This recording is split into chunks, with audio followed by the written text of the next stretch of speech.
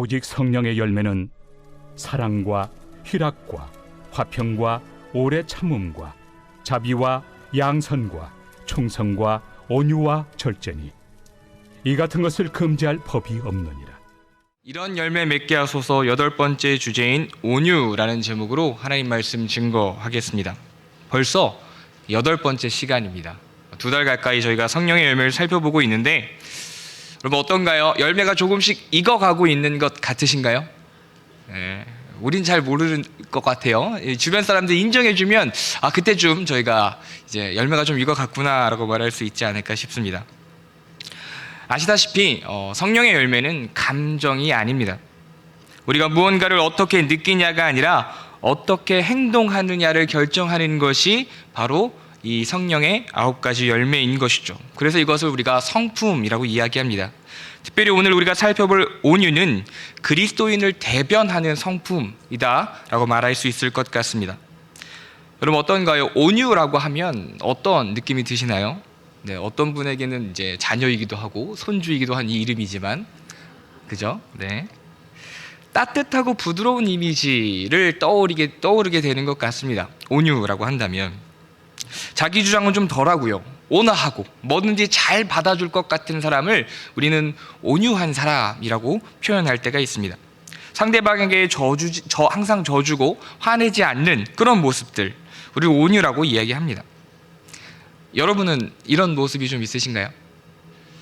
세상은 이렇게 온유를 표현하고 있는데 그럼 과연 성경은 온유에 대해서 어떻게 이야기하고 있을까요? 우리는 한 달 조금 전에 팔복에 대해서 들었습니다. 그럼 기억하시죠? 네.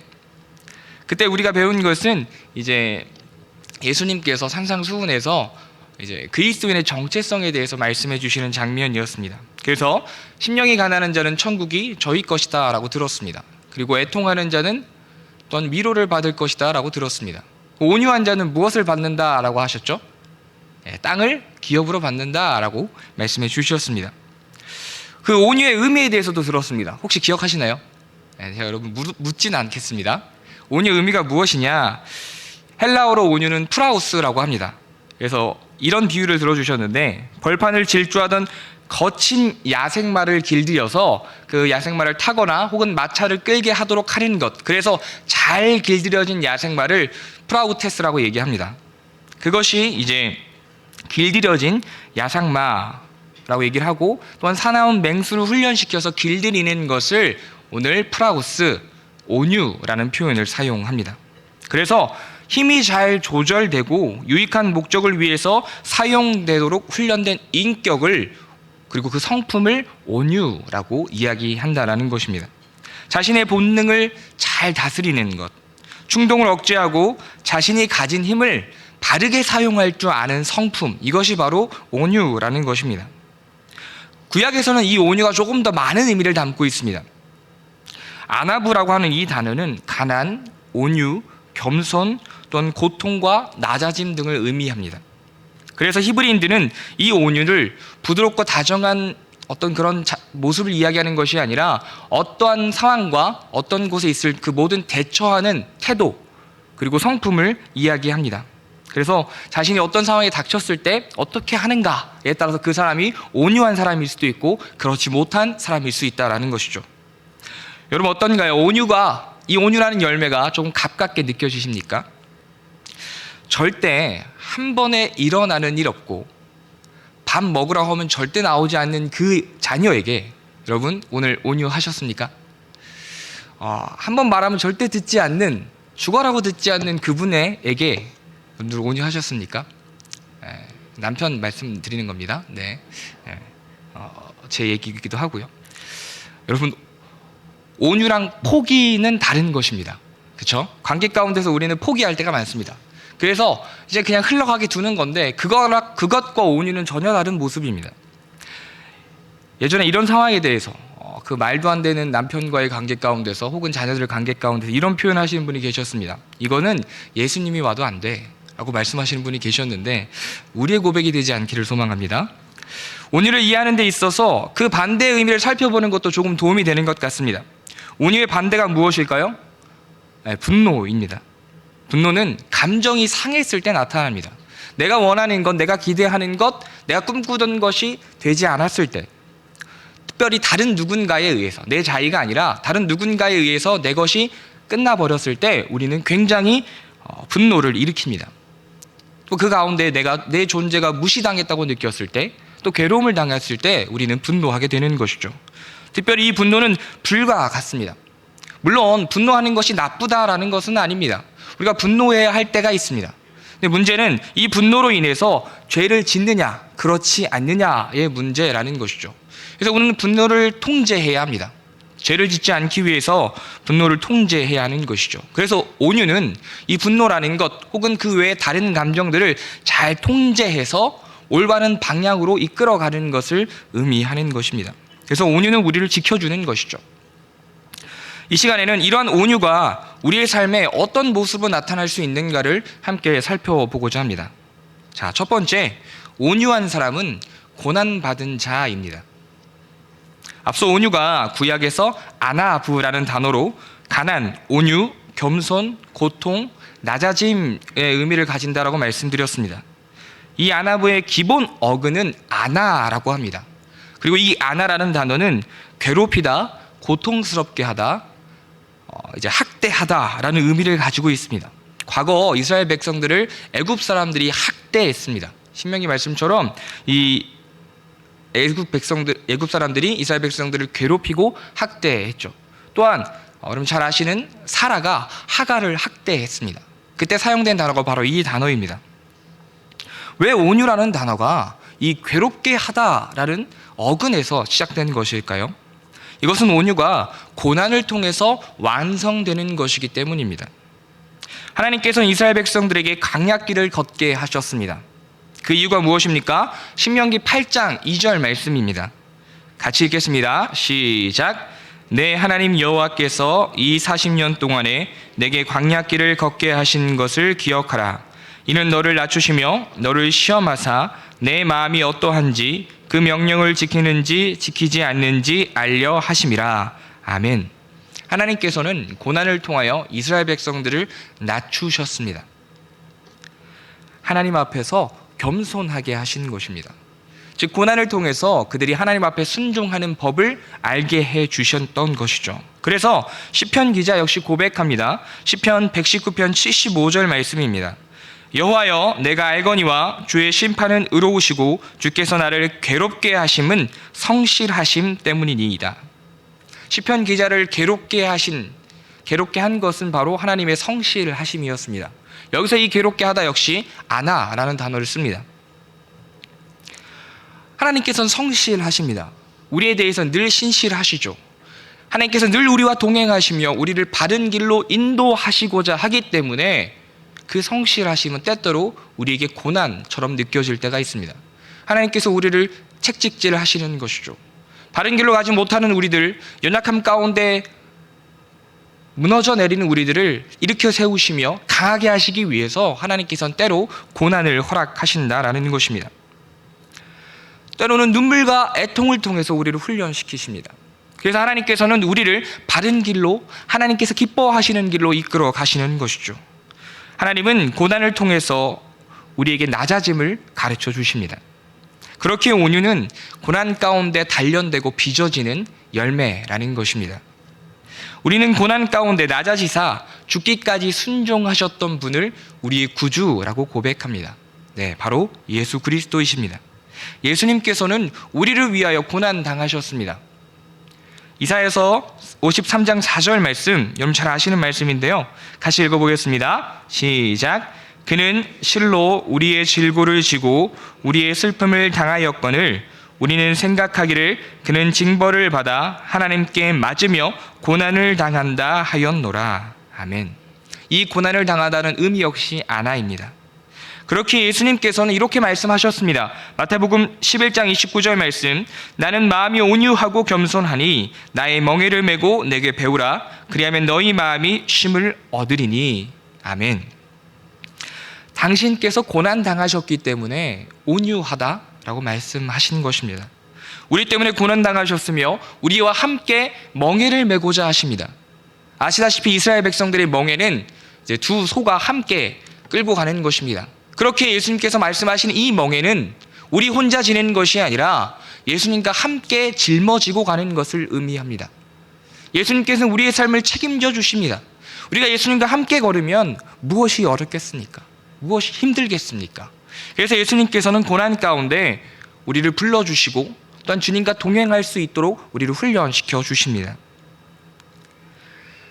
그렇게 바울은 마땅히 그리스도인의 고난에 참여해야 한다라고 이야기했던 것이죠.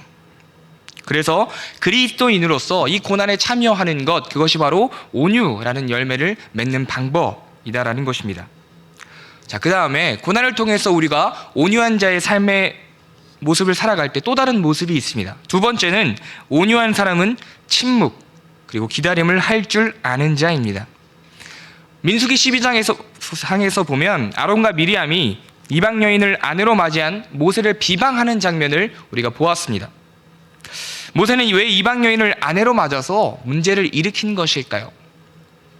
성경에 정확한 정보는 나와 있지 않기에 추측할 수밖에 없지만 아마도 이제 돕는 배필이었던 아내가 죽음을 맞이하고 나서 도움을 필요로 했던 것 같고요. 무엇보다도 그 아내를 소수 민족이자 소외된 허다한 잡족 중에서 뽑아서 아내로 맞이한 것은 그 다른 이 잡족을 그 이스라엘 믿음의 공동체 가운데 포함시키기 위한 마음이 담겨져 있었던 것이죠. 그런데 아론과 미리암은 그런 모세에게 도전합니다. 민수기 12장 2절 말씀입니다. 그들이 이르되 여호와께서 모세와만 말씀하셨느냐 우리와도 말씀하지 아니하셨느냐 하며 여호와께서 이 말을 들으셨더라. 갑자기 모세의 리더십에 대해서 도전을 합니다. 그들도 모세처럼 하나님과 관계를 맺었다라는 것이죠. 하나님의 말씀을 들었다라는 것입니다. 모세와 다르지 않다라는 것입니다. 그런데 이것은 모세를 향한 도전이기도 하지만 그 모세를 세우신 하나님을 향한 도전이기도 했습니다. 모세를 세우신 분이 하나님이시기 때문입니다. 이 과정 가운데 모세는 아무 말도 하지 않습니다. 그러면서 성경은 12장 3절 이렇게 말씀합니다. 이 사람 모세는 온유함이 지면의 모든 사람보다 더하니라. 아멘. 아론과 미리암 그리고 모세의 차이가 무엇이길래 성경은 이렇게 모세를 온유한 자라고 칭했던 것일까요? 간단하게 말씀드리면 결국 모세는 이 모든 판결을 하나님께 맡겼습니다. 그리고 그가 그렇게 행했던 모든 것들은 결국 하나님의 명령에 의해 순종했던 것임을 우리는 잘 알고 있습니다. 그래서 이제 하나님께서는 아론과 미리암에게 직접 변론해 주십니다. 모세를 향한 비방이 잘못되었음을 꾸짖으시죠. 그리고 미리암은 결국 나병에 걸려서 고생하는 것을 보게 됩니다. 사실 모세라고 해서 화가 안 났겠습니까? 아시다시피 모세는 화가 있는 사람입니다. 물론 오랜 시간 훈련을 통해서 그것이 다듬어졌지만 분명 그는 화가 날 수밖에 없었을 것입니다. 그가 그렇게 수고한 이유가 무엇입니까? 그렇게 열심히 노력한 이유가 무엇입니까? 이스라엘 백성들을 위해서였습니다. 그런데 함께 동역해야 마땅한 아론과 미리암이 그에게 반기를 든 것입니다. 그런데 그는 그렇게 화를 내지 않습니다. 모든 것을 하나님께 의탁합니다. 왜냐하면 하나님께서 이 모든 것을 아시기 때문입니다. 그의 마음을 하나님께서 알고 계시기 때문입니다. 그래서 그는 하나님께 모든 것을 맡겨드렸습니다. 우리도 마찬가지입니다. 살아가다 보면 억울한 일이 참 많습니다. 어떻게 보면 이 교회라는 공동체는 서로의 아픔과 부족함을 가장 먼저 감싸주며 보살펴야 할 공동체이지만 때로는 이곳에 역시 마찬가지로 아픔이 있습니다. 오해가 있고 때로는 고통도 있습니다. 관계 가운데 우리를 힘들게 하는 부분도 있습니다. 그런 가운데 사랑하는 여러분, 모든 처분을 하나님께 맡기시길 부탁드립니다. 하나님께서 알고 계십니다. 여러분의 마음을 알고 계시다라는 것이죠. 이 악인들의 형통과 불의에 대해서 고통 가운데 있던 사람이 있었습니다. 시편 기자인데요. 바로 다윗입니다. 시편 37편 7절과 8절입니다. 여호와 앞에 잠잠하고 참고 기다리라. 자기 길이 형통하며 악한 꾀를 이루는 자 때문에 불평하지 말지어다. 분을 그치고 노를 버리며 불평하지 말라. 오히려 악을 만들 뿐이라. 아멘. 불평과 화를 내는 것이 오히려 죄를 짓는 것이기 때문에 다윗은 고백합니다. 여호와 앞에 잠잠하여 기다리라. 참고 기다리라는 것입니다. 어떻게 참고 기다릴 수 있습니까? 마찬가지입니다. 다윗도 모세처럼 하나님께서 이 모든 상황을 알고 계신다라는 것을 믿었습니다. 그리고 하나님께서 가장 좋은 때에 가장 선한 방법으로 이 모든 것을 대갚아 주실 것이다 라는 것도 확신했습니다. 그렇기 때문에 참고 기다릴 수 있었던 것입니다. 분노하기 전에, 그 감정에 나를 맡기기 전에, 입술로 또 다른 악을 내기 전에 먼저 하나님을 바라보실 수 있기를 소망합니다. 그 하나님의 마음을 헤아릴 수 있기를 소망합니다. 그래서 침묵할 수 있는 믿음과 능력이 우리에게 있기를 축복합니다. 마지막으로 온유한 자의 모습은 어떤 것이 있을까요? 세 번째, 온유한 자는 겸손하여 내어주는 자입니다. 온유가 곧 겸손이다라고 말씀을 드렸습니다. 우리가 그 특세 때도 들었던 것인데요. 이 겸손에 대해서 앤드류 머레이가 한 말이 있습니다. 겸손은 아무것도 기대하지 않고 내게 행해진 일에 대해 이상하게 생각하지 않는 것이다 라고 그는 이야기했습니다. 아무도 나를 칭찬하지 않더라도 오히려 나를 모독하고 나를 괴롭힌다 할지라도 평안을 유지하는 것이 겸손이다라는 것입니다. 머레이는 이어서 이렇게 말합니다. 겸손한 자는 자신에 대해 낮게 생각하는 사람이 아니다. 겸손한 자는 자신에 대해 전혀 생각하지 않는다. C.S. 루이스 역시 비슷한 이야기를 합니다. 겸손은 자기 자신을 하찮게 여기는 것이 아니라 자신에 대한 생각 자체를 줄이는 것이다 라고 말합니다. 여러분의 마음 가운데, 여러분의 생각 가운데 여러분들은 얼만큼 여러분 자신을 생각하고 계십니까? 얼만큼 여러분들이 가치를 인정받고 이제 사랑받아야 내가 의미 있는 존재라고 느끼십니까? 그런 기준이 혹시 있으십니까? 요 정도는 돼야, 이런 가치는 받아야, 이런 대우는 받아야 내가 괜찮은 사람일 텐데 라는 이런 생각이 없는 것, 그 자체를 줄이는 것, 그것이 겸손이다라고 이야기하고 있는 것이죠. 내게 일어난 일들을 이상히 여기지 않으려면 그럼 어떻게 해야 할까요? 그 모든 일들에 대한 나의 기준과 나의 생각, 그리고 나의 가치와 명예, 자만심, 열등감 등을 버려야 한다라는 것입니다. 내 가치관 대신 말씀을 나의 기준이자 가치관으로 삼아야 한다라는 것이죠. 하나님의 시선을 닮아서 그 하나님의 시선이 머무는 나의 모습을, 그 모습이 어떠한 것이어야 하는지를 되돌아보고, 또한 하나님께서 바라보시는 그 관점대로 이 모든 상황과 또 다른 사람들을 바라볼 수 있어야 한다라는 것입니다. 그럴 때 우리가 겸손해질 수 있다라고 말하고 있는 것이죠. 나는 괜찮지 않은 것 같아도 하나님께서 괜찮다라고 하시면 그것은 괜찮은 것입니다. 그런 믿음이 우리에게 있기를 소망합니다.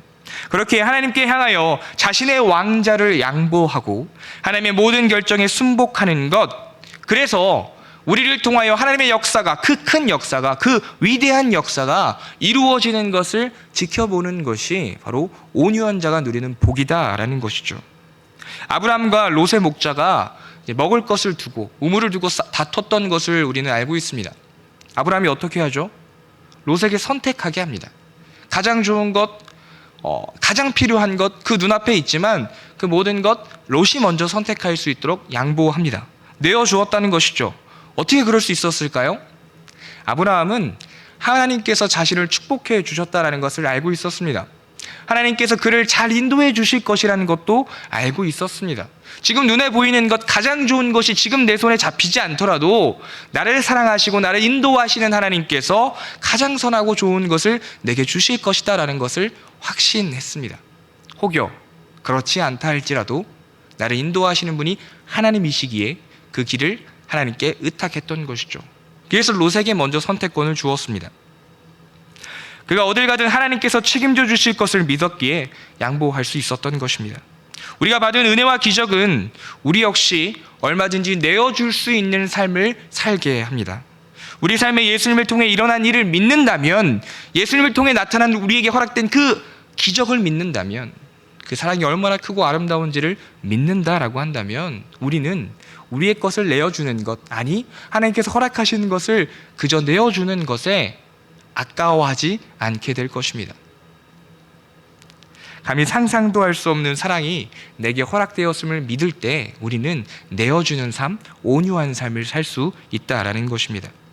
사랑하는 여러분, 이러한 온유한 자에게 허락된 복이 있습니다. 기억하시죠?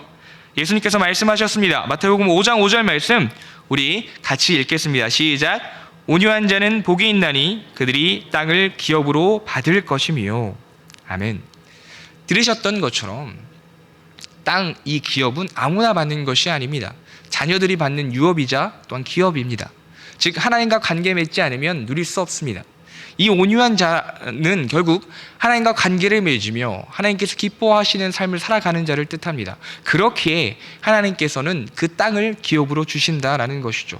물론 이스라엘 백성들이 가나안 땅 가운데서 그 땅을 차지하기 위해 전쟁을 치렀던 것처럼 우리 역시 삶 가운데 이 삶의 영역 가운데 영적인 전쟁을 치러야 할지 모릅니다.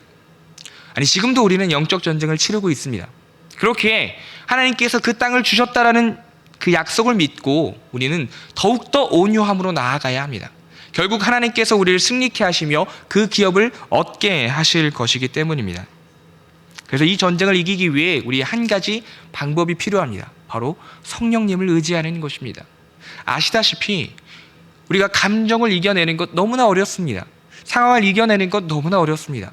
내게 일어난 일들이 이상하지 않다라고 말하는 이 일은 정말 기적과도 같은 일입니다. 그렇기 때문에 이 온유가 성령의 열매인 것입니다. 우리 힘으로 할 수 없기 때문에, 우리 힘으로는 맺을 수 없는 열매이기 때문에 성령님을 의지할 때, 성령님께서 우리 안에서 살아 계실 때 우리가 이런 열매를 조금씩 맺어갈 수 있다라는 것이죠. 한 소년의 이야기로 설교를 마치려고 합니다. 매티 스테파넥이라는 소년입니다. 매티는 태어나면서부터 불치병을 앓고 있었습니다. 점점 근육이 퇴화해서 죽음에 이르는 병인데요. 그래서 매티는 어린 시절부터 계속해서 휠체어에 타고 이 산소 호흡기를 꽂고 이 의료기구의 도움을 받지 않으면 살아갈 수 없는 존재였습니다. 그래서 14살에 죽음을 맞이하게 됩니다. 이렇게만 들으면 굉장히 슬픈 인생처럼 느껴집니다. 그 어린 나이에 참 비참한 죽음처럼 느껴지는 것이죠. 그러나 그가 남긴 글과 행적은 미국인들에게 희망과 용기와 평화를 전하는 그런 큰 영향력을 발휘했습니다. 제가 오늘 말씀드리고 싶은 것은 여기 이제 하트송이라고 하는 이제 매티의 시집입니다. 시집. 거기서 괜찮아라는 제목의 시를 읽어드리겠습니다. 제목은 괜찮아입니다. 지금으로서는 괜찮다는 게 무엇인지 더 이상 모르겠다. 괜찮다는 건 늘 바뀌니까.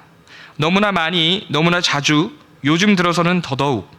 나는 괜찮아지고 싶다. 문제없이. 건강해지고 싶다. 마음도, 몸도, 영혼도. 그렇게 나는 괜찮아지고 싶다. 그래 나는 영원히 괜찮아지고 싶다. 하지만 지금으로서는 그 괜찮다는 말이 괜찮지 않을 거라는 걸 안다. 아주 잠깐 동안만 괜찮을 테니까. 하지만 때로는 괜찮지 않다고 하더라도 아무 문제 없다. 이 세상 모든 것은 뜻이 있어서 존재한다는 걸 아니까. 내 삶도 그렇다는 걸 아니까. 10살 남짓한 소년이 쓴 시입니다. 고통 가운데 있습니다. 죽음을 앞두고 있습니다. 몸은 굳어갑니다. 그럼에도 그는 괜찮다라고 이야기합니다.